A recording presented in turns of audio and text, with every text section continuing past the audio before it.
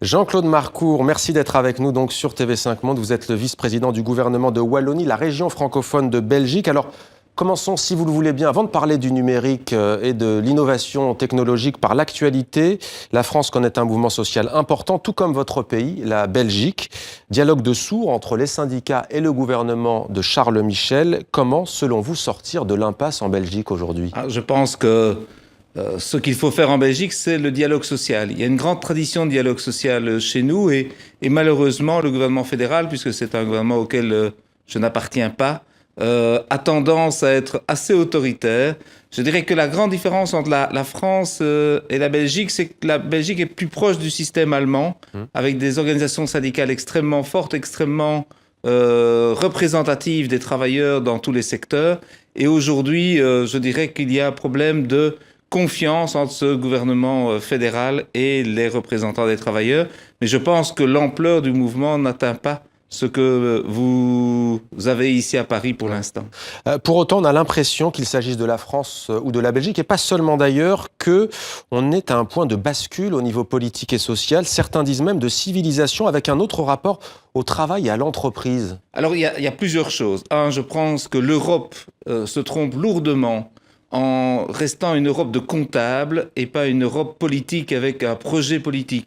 Du temps de Jacques Delors, du temps d'Helmut Kohl et de François Mitterrand, il y avait la volonté de dire l'avenir de l'Europe, ça passe par plus d'intégration, ça passe par un vrai projet collectif. On a l'impression que depuis la crise de 2008, il y a au contraire le fait que la Commission européenne est faite de comptables qui vous expliquent que si vous êtes au-dessus d'un déficit de 3%, on vous prendra des sanctions. Barack Obama, au même moment, a dit « Je vais d'abord m'occuper de mon industrie, je m'occuperai des comptes publics après ». Et aujourd'hui, on se rend compte que les États-Unis ont un vrai projet en termes économiques et ils sont en train de régler leurs problèmes économiques. Mais ça ne doit pas nous manquer de nous interpeller, c'est l'émergence de l'extrême droite en Autriche, c'est l'émergence d'un candidat populiste, Donald Trump, aux États-Unis, et d'un candidat socialiste, Bernie Sanders. Donc, je pense que le monde entier, face à ces mutations, a besoin d'un véritable projet, et je pense que les mouvements sociaux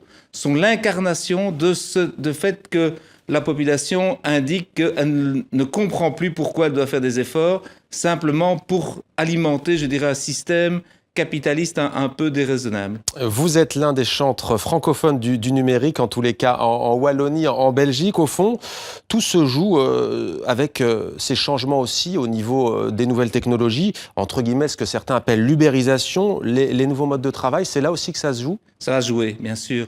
Le numérique est une révolution. Michel Serres, qui est un grand philosophe français, dit qu'il y a 3 révolutions dans l'humanité. Le jour où l'homme a écrit, le jour où l'homme a imprimé, Gutenberg, et puis la révolution numérique. Ça va tout changer. Et je pense qu'on doit vraiment, dans nos sociétés, se dire que il n'y aura aucun secteur qui va rester indemne, que ce soit dans le secteur de la santé, dans le secteur de l'éducation, que ce soit les smart cities, la manière de gérer les villes, mais bien sûr dans l'industrie. Dans votre industrie, si on prend les médias, la convergence des médias entre le papier, la radio, la télévision, fait que le numérique bouleverse tout. Et je crois qu'il faut avoir une approche positive. Bien sûr qu'il y a beaucoup de dangers avec le numérique, notamment en destruction d'emplois. Mais pour nous, Européens, c'est peut-être aussi de faire en sorte que le coût du travail ne soit plus un élément aussi discriminant qu'il ne l'est aujourd'hui. Le numérique, c'est de l'automatisation et ça permet de rapatrier des productions ici avec des travailleurs de qualité. Il faut faire cette mutation numérique. Elle s'impose à nous, nous n'avons pas le choix et je préfère l'embrasser et dire qu'il faut vraiment transformer notre société plutôt que d'être ubérisé. Alors, sur le rapport au travail, je pense qu'il faudra aussi avoir une réflexion sur la durée du travail, sur le changement de travail, sur le fait que le télétravail permet d'éviter des déplacements. Nous sommes dans une ville comme Paris où se déplacer le matin et le soir est un vrai problème.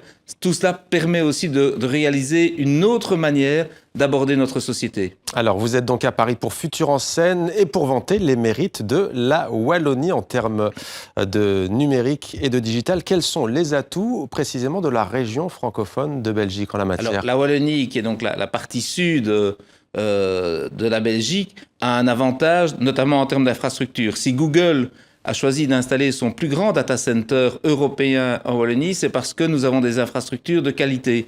Il faut déployer cet élément. Le deuxième élément, c'est que nous avons depuis longtemps, dans la transformation numérique, nous avons le grand plan de transformation industrielle de la Wallonie, s'appelle le plan Marshall 4.0. Pourquoi 4.0 ? Parce que justement l'industrie 4.0 doit être soutenue. Mais à l'inverse, il faut aussi soutenir toute la créativité. Je pense que le numérique, c'est un des pans de la créativité. Nous avons lancé il y a quelques années un plan qui s'appelait Creative Wallonia, qui a été labellisé par l'Union européenne. Il n'y a que deux régions qui ont été labellisées, la Toscane et la Wallonie, parce que nous avions une vision transversale. Et aujourd'hui, les avantages de la Wallonie, c'est d'avoir des universités, d'avoir un écosystème autour du numérique et d'avoir une vision holistique. Ça veut dire quoi, holistique ? Ça veut dire que nous voulons vraiment passer de l'enfant, à partir du moment où il naît, jusqu'à son dernier souffle, au moment où c'est un vieillard, eh bien, d'avoir toute cette transformation numérique. Et ça, la Wallonie en a véritablement l'ambition. Et vous avez mis en place tout un plan qui s'appelle Digital Wallonie. Concrètement, c'est quoi ? Eh bien, c'est ce que je viens de vous expliquer en quelques mots, c'est de dire il y a 5 grands chapitres. Il y a effectivement les territoires connectés, il y a les infrastructures, il y a l'e-santé qui est un plan important, et puis il y a le numérique dans l'industrie et l'industrie du numérique. Et ces 5 plans qui font en sorte qu'il faut vraiment se dire que nous devons le faire. Mais nous avons depuis longtemps des rapports avec le Québec, et Montréal est une des régions les plus dynamiques, avec Rio de Janeiro, avec laquelle nous avons un accord de partenariat, avec Barcelone. Et depuis l'année dernière, nous avons énormément de contacts avec les villes françaises. Et aujourd'hui, Futur en Scène est vraiment pour nous, c'est le plus grand salon autour de cette innovation du numérique. D'avoir un partenariat stratégique avec Futur en Scène, c'est la démonstration qu'il faut échanger. Et je pense que l'industrie du numérique, quand vous voyez l'enthousiasme des jeunes qui parlent de leurs applications, c'est de se faire connaître les uns avec les autres. C'est peut-être au travers du numérique que les Européens vont se réinventer et trouver de nouvelles volontés de collaborer ensemble. Alors on parle de l'Europe ce soir avec vous. Tout à l'heure, vous avez cité le grand moteur de recherche américain. Il y a aussi Montréal qui est devenu une place forte, notamment des jeux vidéo, avec une politique très attractive en termes de fiscalité. La vieille Europe, disons-le, et pourquoi pas la vieille Wallonie, peuvent-ils rivaliser dans ces conditions ? Je pense qu'on peut rivaliser. Chez nous, en Belgique, on a effectivement un système très attractif sur les brevets et sur l'exploitation des brevets. Je pense que l'Europe doit avoir une vision intégrée. Ce qu'il y a, c'est que les joueurs ne jouent pas de manière suffisamment solidaire.